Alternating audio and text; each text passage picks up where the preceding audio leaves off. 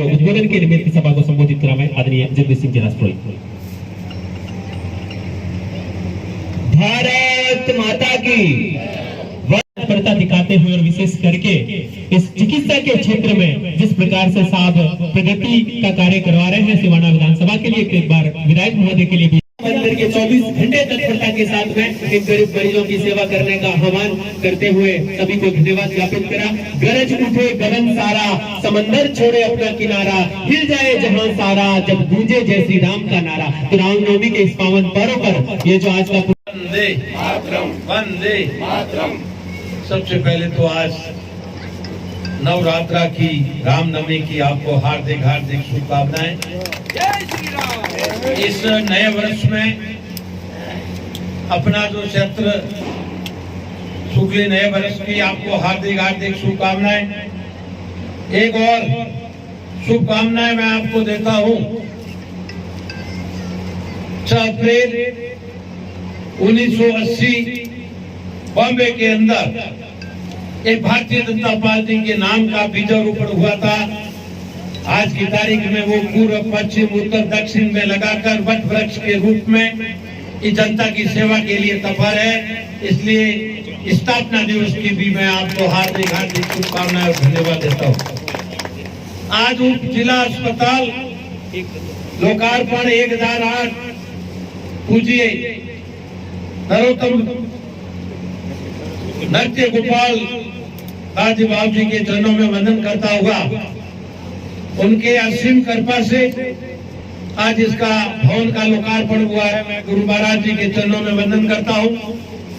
आज इस कार्यक्रम में विराजे हुए भारतीय जनता पार्टी के मंडल अध्यक्ष जगदीश सिंह जी राजपुरोहित, पूर्व मंडल अध्यक्ष आदरणीय लक्ष्मण जी राजपुरोहित, जो कि हमेशा जनता के बीच में रहते हैं, आदरणीय वीर सिंह जी पूर्व प्रधान, आदरणीय रामनिवास जी आचार्य नगर पालिका के पूर्व चेयरमैन, आदरणीय बीडीओ साहब सुधाराम जी भाजपा के वरिष्ठ नेता सुधाराम जी देवासी, आदरणीय लसीराम जी माली जो की नगर पालिका में पंचायत से लगाकर पार्षद के रूप में समाज सेवी के रूप में कार्य करते, आदरणीय भाई सोन सिंह जी, डॉक्टर कड़वासरा जी और इनकी पूरी टीम, भाई हुकम सिंह जी और समस्त विराजे हुए ग्रामजनों और विशेष करके हॉस्पिटल के जो कई वर्षों से यहाँ माथुर जी, राव जी, चैन जी और सगला नाम हैंगरी जानू, पर आप वास्तव में एक परिवार के तरफ से जो सबकी सेवा कर रहे हो इसके लिए मैं आपको धन्यवाद देता हूँ। पत्रकार बंधुओं, पत्रकार सिवाना के सारे पधारे हुए पत्रकारों का भी धन्यवाद देता हूँ, स्टाफ का भी धन्यवाद देता हूँ। दोस्तों एक मैं बात कहूंगा आपको कि जिंदगी के लिए सबसे महत्वपूर्ण आवश्यकता जो है शिक्षा और चिकित्सा।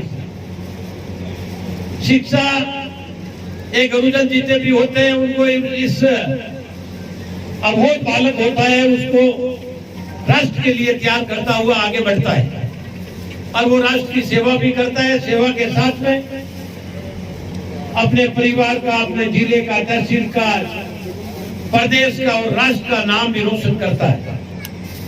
एक पीड़ा एक ऐसी चीज होती है, चिकित्सा जो आदमी बीमार होता है, पीड़ित होता है, तो वो सीधा ही हॉस्पिटल की तरफ मुंह करता है, आता है।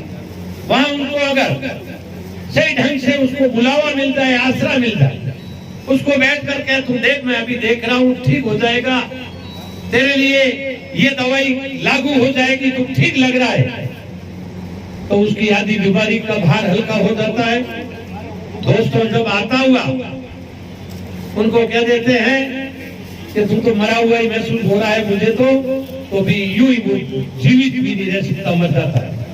तो मैं आपको शिक्षा विभाग और चिकित्सा विभाग को हमेशा कहता हूं, आपके हाथ में हुनर भी है, हुनर के साथ में आप अगर उसका इलाज करके सत्य दबाव देके उसको अगर आदर के साथ उनको आवकारा देके अगर करेंगे तो आपके घर में भी भला होगा और उसकी बीमारी भी दूर हो जाएगी। दोस्तों, दायित्व का निर्वाह अभी राजस्थान सरकार ने, आपने देखा होगा, नशे, मेल नरस और जितनी भी कमी थी पूरे राजस्थान में पूर्ति कर दी। भवन बहुत बने। मैं बजट के लिए भी राजस्थान के मुख्यमंत्री भजन लाल जी को धन्यवाद दूंगा कि उन्होंने, आइए धनकार मंत्री चोपड़ा, स्वागत करता हूँ, निवेदन करता हूँ, मैं ही कह देता हूँ कि मंच पे आप बता रहे, सीधे मंच पे बता रहे, समाज से भी आप आगे बता रहे। मैं इसलिए आपको कह रहा हूँ कि यहाँ अपने दानदाताओं ने भी बहुत बड़ा भवन बनाया, सरकार ने भी खूब बनाया। आपको ध्यान होगा इस पीरियड में भी पीएचसी, सीएचसी, समदड़ी को भी जिला अस्पताल बना दिया। इक्विपमेंट की जो भी कमी थी समदड़ी में, सिवाना में, वो सारे इक्विपमेंट आ रहे हैं, जैसे डायलिसिस जैसी मशीनें से लगाकर, सीबीसी लगाकर, एक्सरे से लगाकर सारी चीजें हो रही है। एम्बुलेंस भी खूब है, पर उपयोग करने वाला टेक्नीशियन से लगाकर उपयोग आप लोगों के हाथ में है। अगर उसका उपयोग अपन नहीं करेंगे तो जनता के लिए रात नहीं मिलेगी।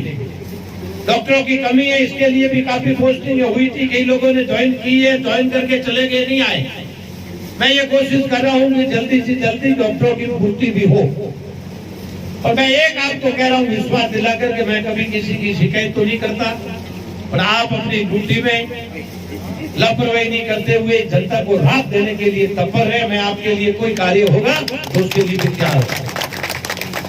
पर आपकी एनजे से कोई शिकायत मिलती है तो मुझे भी पीड़ा होती है, तो मैं उस शिकायत को बर्दाश्त भी नहीं करूंगा।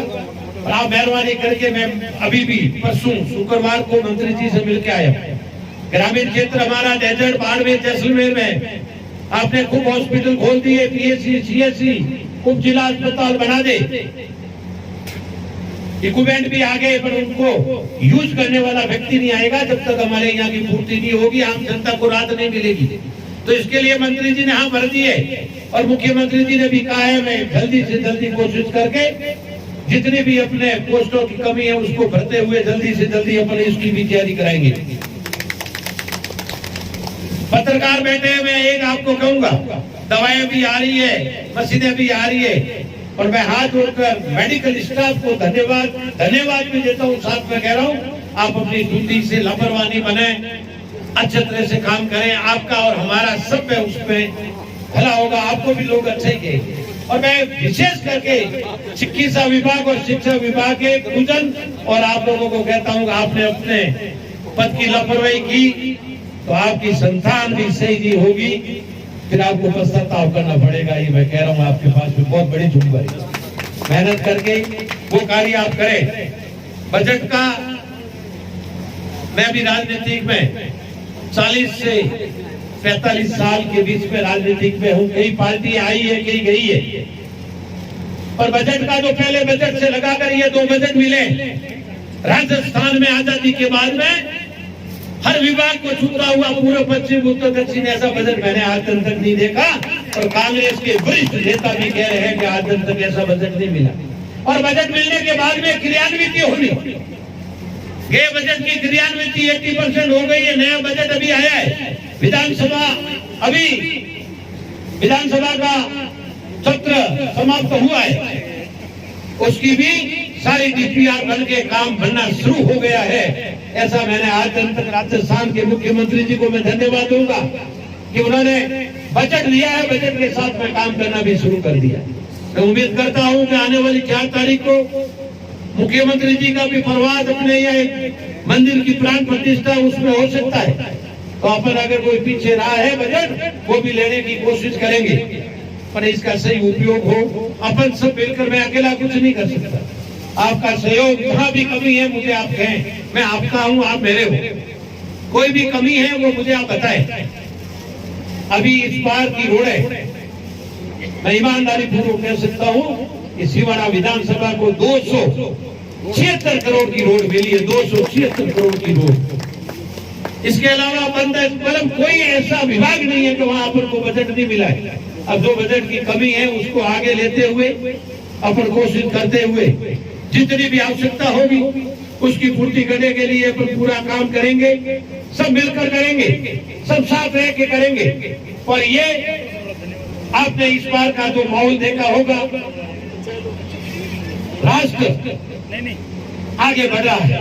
दोस्तों, अमेरिका तो वीजा देने के लिए तैयार नहीं था, वीजा देने के लिए तैयार नहीं था।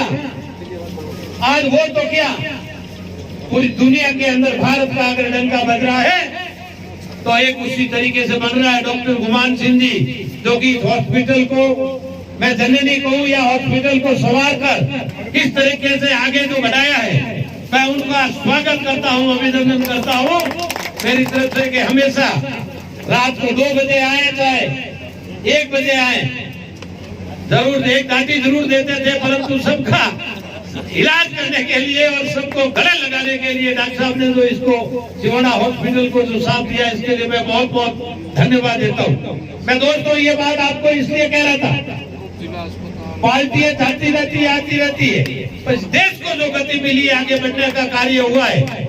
आपने देखा होगा 70 करोड़ लोगों ने मां कुंभ के अंदर डुबकी लगाकर, विदेशों से कितने लोग आए हैं, इस भारत का गौरव कितना बड़ा है, भारत आगे कितना बड़ा है। दोस्तों, ये भूतों ने भविष्य में कभी ऐसे शख्सियत जो मोदी जी ने इस देश को आगे बढ़ाया, और अभी भी मैं विश्वास करता हूँ कि आज 6 अप्रैल जो स्थापना दिवस के अवसर पर मैं ये कहूंगा कि देश दुनी रात चौगनी भारत प्रगति करेगा और आने वाले समय में विश्व गुरु के रूप में भारत आगे बढ़ेगा।